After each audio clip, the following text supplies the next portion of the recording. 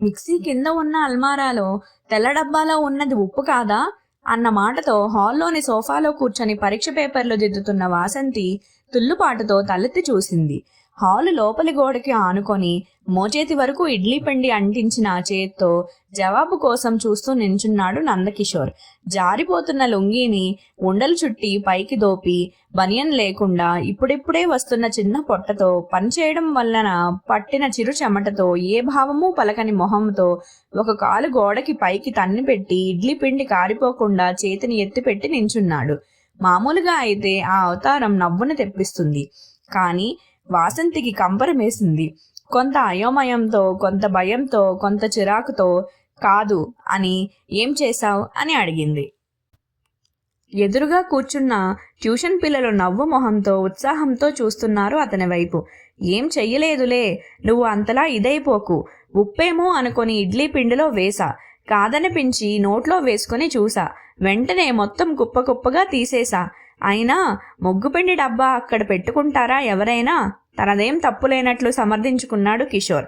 పోపు సామాన్లు పెట్టే చోట వదిలిపెట్టి మిక్సీ కింద ర్యాక్లో చూస్తాడా ఎవడైనా అని ప్రశ్నించింది వాసంతి. అయినా నీకు మోచేతి వరకు పిండి ఎందుకు అంటింది? ఎన్నిసార్లు చెప్పాను గరిటతో కలపమని? చేతి నిండా గిన్నె నిండా పూసి పెడతావు. నేను వేసినప్పుడు ఇలాగే ఉంటుందా? గిన్నె కానీ చెయ్యి కానీ? చిరాగ్గా పేపర్లలో తలదూర్చాడు. పిల్లలు కూడా టీచర్కి కోపం వచ్చిందని తలదించుకొని చదవడం మొదలు పెట్టారు. ఇడ్లీ పిండి అయినా దోశ పిండి అయినా ఉప్పు వేసినప్పుడు చేత్తో కలిపితేనే సమంగా కలుస్తుంది, రుచిగా కూడా ఉంటుంది. చేయి కడుక్కుంటూ అన్నాడు. మీ బామ్మేగా చెప్పింది, మా అక్క కూడా అదే అంటుంది. మా బావ ఎంత మెచ్చుకుంటారు మా అక్క చేతి వంటను. నువ్వు తింటావుగా, అదంతా చెయ్యి తీరు.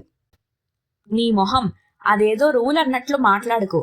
పని శుభ్రంగా చేయడం చేత కాదు గాని అంది కోపంగా. అతను నిలబడిన తీరు ఆడపడుచును గుర్తు చేస్తుంది. ఆవిడ కూడా అంతే. వస్తే వంట నేను చేస్తానులే అమ్మాయి అంటూ కిచెన్లోకి వెళ్తుంది. రాత్రి అదే సమయంలో ఆవిడ సీరియల్స్ కూడా వస్తాయి. వంట చేస్తూ కిచెన్లోకి హాల్లోకి తిరుగుతూ ఉంటుంది. ఏదైనా ముఖ్యమైనవి అనుకుంటే ఆ గోడకు అలాగే ఆనుకొని నించుంటుంది. వాసంతి మొహం చూసి ఇంకేం మాట్లాడలేదు కిషోర్. పిల్లలు వెళ్ళిపోయిన తర్వాత తన పరిస్థితి తలుచుకుంటూ చిరాకును కంట్రోల్ చేసుకుంటూ పేపర్లను కట్టిపెట్టి ట్యూషన్ అయ్యిందనిపించింది వాసంతి. ఇడ్లీ పిండి కలిపిన గిన్నె పక్కన పెట్టేసి నోరు విప్పకుండా న్యూస్ పేపర్ తీసుకొని బాల్కనీలోకి వెళ్ళాడు కిషోర్. అక్కడైతే పెద్దగా అరవదని, ఈలోపు కాస్త కుదుట పడుతుందని.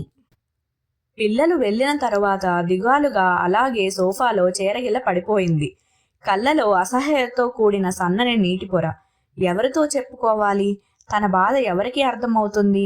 తమ్ముడికి చెప్తే మరదలతో సహా కలిసి నవ్వుతారు. స్నేహితురాలతో చెప్తే ఊరుకుందు, రుచిగా వండి పెడితే హాయిగా తిని కూర్చోక అని అంటుంది. తల్లితో తన బాధ పంచుకుందామంటే మగపిల్లాడితో వంట పని ఇంటి పని చేయించింది చాలక మళ్ళీ వంకలు పెడతావా అంటూ తిడుతుంది. నేను చేయించను మహాప్రభో. తనకే ఆ పనులు ఇష్టం అంటే వినిపించుకోదు. కళ్ళు మూసుకున్న వాసంతికి గతం సినిమాల్లోలా గిరగిరా తిరిగింది. పెళ్లి చూపులు. అబ్బాయికి హైదరాబాద్లో మల్టీనేషనల్ కంపెనీలో ఉద్యోగం అనేసరికి మరే విషయాలు స్పృహించలేదు. హైదరాబాద్ సాఫ్ట్వేర్ ఎంప్లాయ్, ఇది చాలు కళ్ళు మూసుకొని ఎస్ చెప్పడానికి. విజయవాడలో పుట్టి పెరగడంతో చుట్టాలంతా ఈ చుట్టుపక్కలే. గుంటూరు, తెనాలి, రేపల్లె, బాపట్ల. ఇదే ప్రపంచం, ఇదే లోకం. చిన్నప్పుడే నిర్ణయించుకున్నా నా జీవితం భవిష్యత్తు హైదరాబాదేనని. హైదరాబాద్ చుట్టూ ఎన్నో కలలు కన్నా. పెద్ద పెద్ద భవనాలు, మల్టీప్లెక్స్లు, మెట్రోలు, రోడ్లు, ఆఫీసులు నాకు కిక్కునిస్తాయి. ఎవరి పని వారు చేసుకుంటూ ఎంత ఆనందంగా ఉంటారు. కానీ ఎక్కడో చిన్న నిరాశ. అమ్మ నాన్న హైదరాబాద్ సంబంధం తెస్తారా, ఒప్పుకుంటారా అని. విజయవాడలోనే స్కూలు, విజయవాడలోనే ఇంటర్, ఇక్కడే డిగ్రీ, ఇక్కడే పీజీ, ఇక్కడే బిఎడ్, ఇక్కడే ఉద్యోగం. నా జీవితంలో కృష్ణానది తప్ప మరేమీ లేదు. ఇంట్లో సంబంధాలు చూడడం మొదలుపెట్టినప్పుడు ఖచ్చితంగా చెప్పా, హైదరాబాద్ సంబంధం అయితేనే చేసుకుంటానని. దాని మొహంలే అంది అమ్మ పట్టించుకోకుండా. నేను వాళ్ళను పట్టించుకోకుండా హైదరాబాదు కాని సంబంధాలన్నీ తిరగొట్టేశాను. ఫైనల్గా ఈ సంబంధం వచ్చింది. కిషోర్ హైదరాబాద్లో సాఫ్ట్వేర్ ఎంప్లాయ్. ఈ ఒక్క క్వాలిఫికేషన్ చాలు. నా జీవితం అంతా మెట్రో సిటీస్లోనే గడిచిపోతుంది.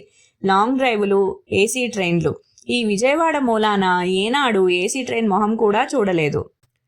అదృష్టం బాగుండి పెళ్లి కొడుక్కి నేను నచ్చితే బిర్లా మందిర్కి వస్తానని మొక్కుకున్నా. కనకదుర్గమ్మను వదిలేశానని అనుకోకండి. నా బాధ ఏంటో కనకదుర్గమ్మకు తెలుసు. చుట్టుపక్కల ఊర్ల నుండి ఎవరు వచ్చినా కనకదుర్గమ్మ దర్శనం డ్యూటీ నాదే. పూలమ్మే వాళ్ళు, కొబ్బరికాయల వాళ్ళు, చెప్పుల వారికి నేను సుపరిచితం. పూజారులకు కూడా. వచ్చిన చుట్టాల సోది వింటూ గుడికి తీసుకువెళ్లి కొబ్బరికాయలు, ప్రసాదాలు కొనిపించుకొని అమ్మవారి దర్శనం చేయించుకొని తీసుకురావడం నా 8వ తరగతి నుండే మొదలు. కొత్తలో బాగున్న తర్వాత చిరాకు, కోపము, ఆ తర్వాత అసహనము పుట్టుకొచ్చింది. నా వల్ల కాదు అని మొత్తుకున్నా. నేర్చుకోవాలి ఇవన్నీ. బెజవాడ అమ్మాయిలు అంటే కత్తి అనిపించుకోవాలి అంటూ సూక్తి రత్నాలు. కొంతలో కొంత ఊరట. కనకదుర్గమ్మతో నా మొర చెవిన వేసేదాన్ని. ఏ మాట ఆ మాటే. అమ్మను ఎన్నిసార్లు దర్శించినా చాలదు. నాకు తెలియకుండానే చేతులు జోడించి ప్రశాంతంగా కళ్ళు మూసుకునేదాన్ని. అబ్బాయి వాళ్ళది పొన్నూరు దగ్గర చిన్న ఊరు. తల్లి తండ్రి చిన్నతనంలోనే పోవడంతో నాన్నమ్మ పెంచింది. అక్క, తమ్ముడు ఇద్దరికి 10 ఏళ్ల వ్యత్యాసం ఉంది. బావగారికి రైల్వేస్లో ఉద్యోగం.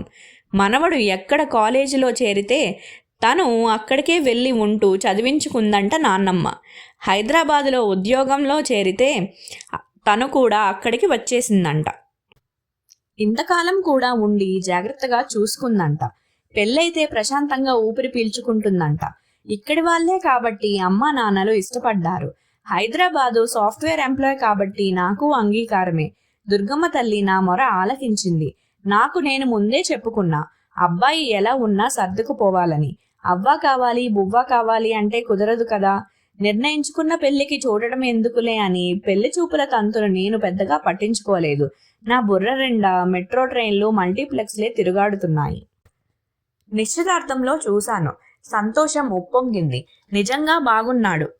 కాదు అందంగా ఉన్నాడు. నాకన్నా కూడా తెల్లగా, ఎత్తుగా, ఎత్తుకు తగిన లావుతో హుందాగా కూడా అనిపించాడు. తన ముందు నేనే తేలిపోతాను. ఎందుకు ఒప్పుకున్నాడబ్బా? ఎంక్వైరీలో తేలింది.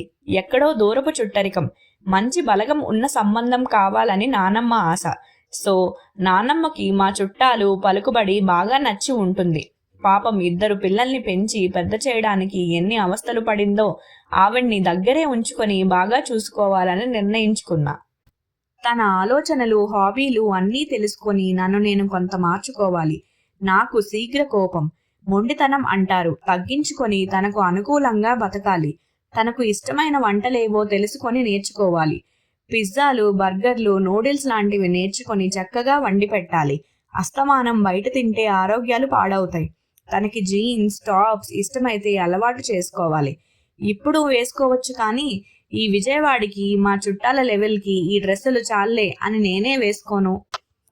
ఇప్పుడు నన్ను నేను మోడర్న్గా మార్చుకోవాలి. వీకెండ్ పార్టీలకు అలవాటు పడాలి. ఓపెన్ హెయిర్ చాలా బాగుంటుంది. తన ఇష్టాన్ని బట్టి కట్ చేయించుకోవాలి.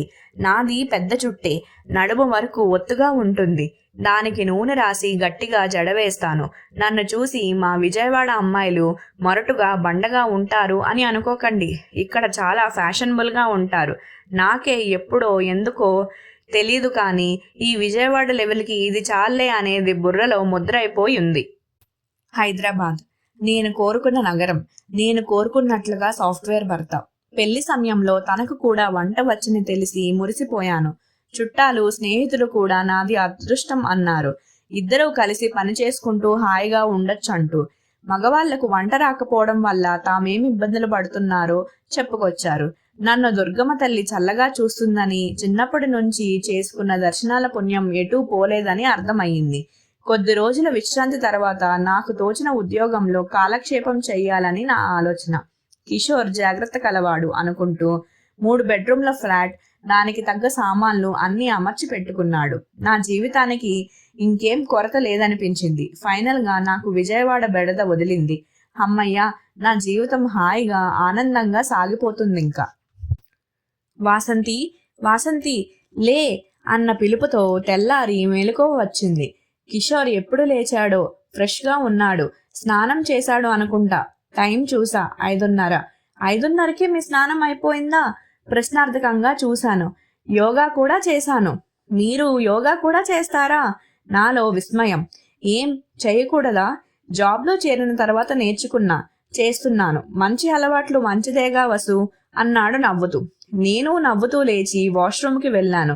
వచ్చేసరికి బాల్కనీలో 2 కాఫీలు, వేడిగా పొగలు చిమ్ముతూ చల్లని వాతావరణం. చాలా సంతోషం వేసింది. ఎంత అదృష్టవంతురాలని! ఎంతమంది భర్తలు ఉదయాన్నే ఇలా భార్యలకు కాఫీతో సుప్రభాతం చెప్తారు.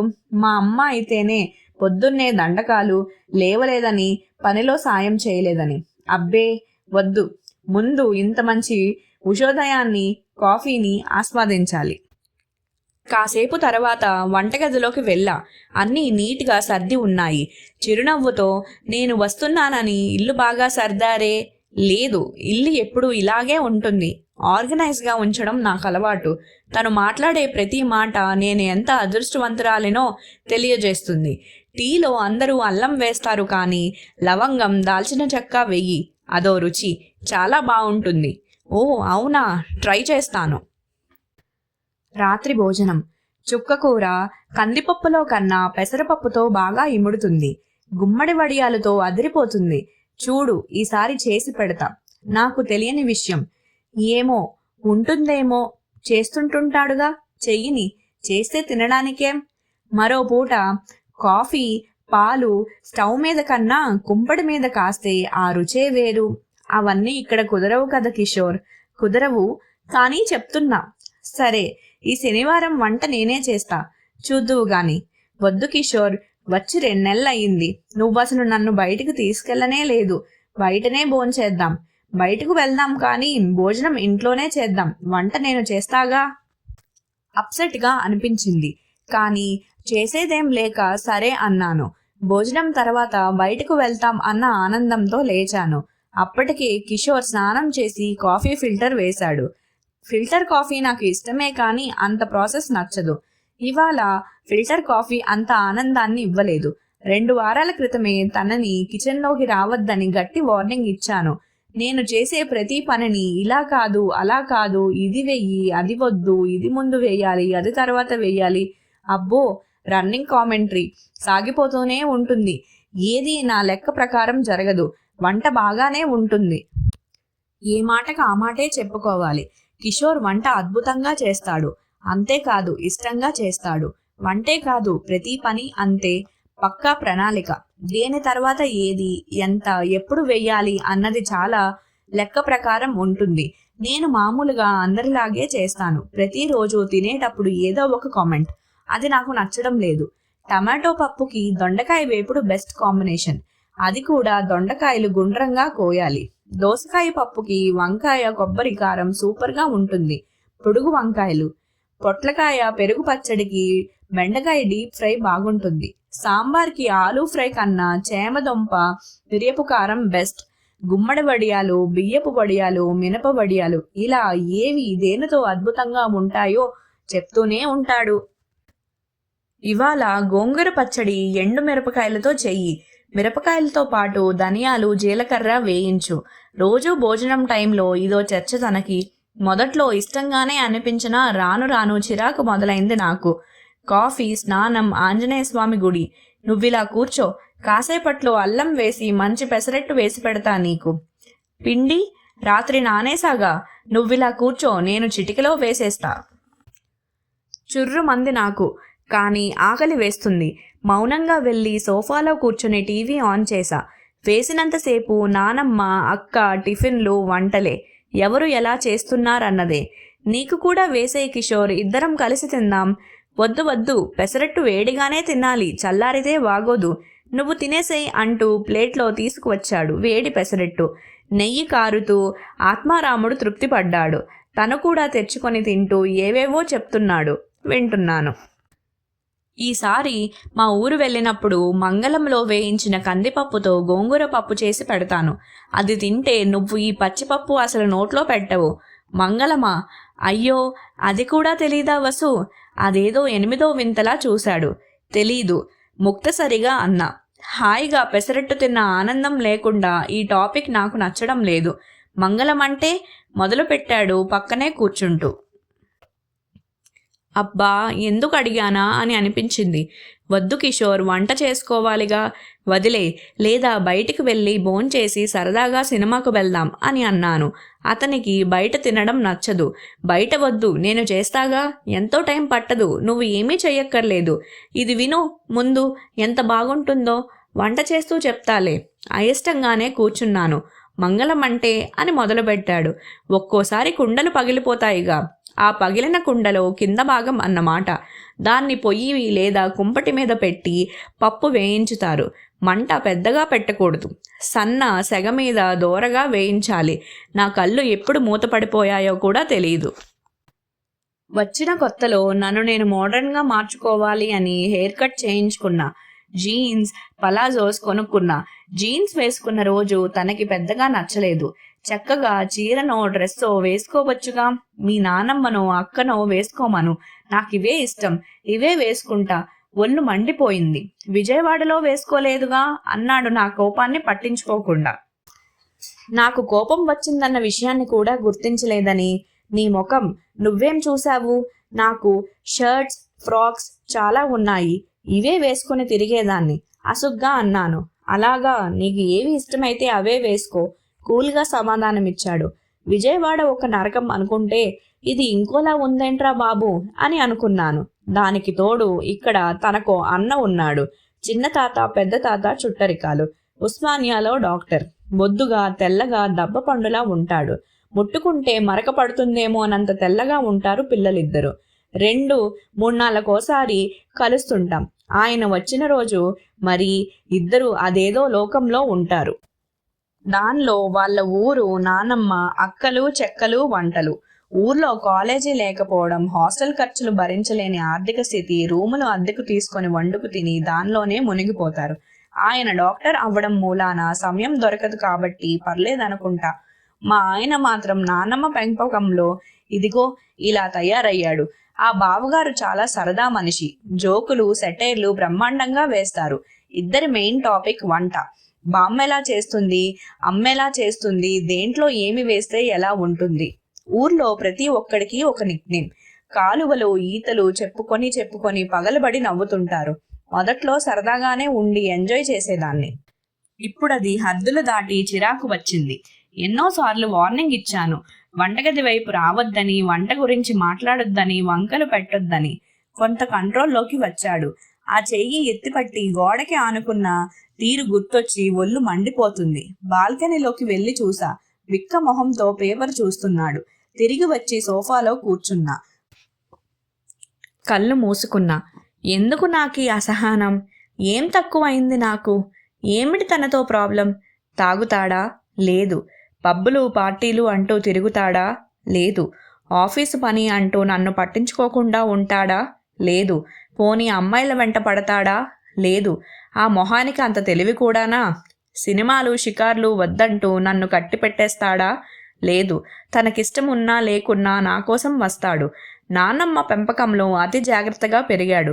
అలాగే అతి మంచిగా తయారయ్యాడు. జీవితాన్ని పద్ధతిగా జీవించాలి అనుకుంటాడు.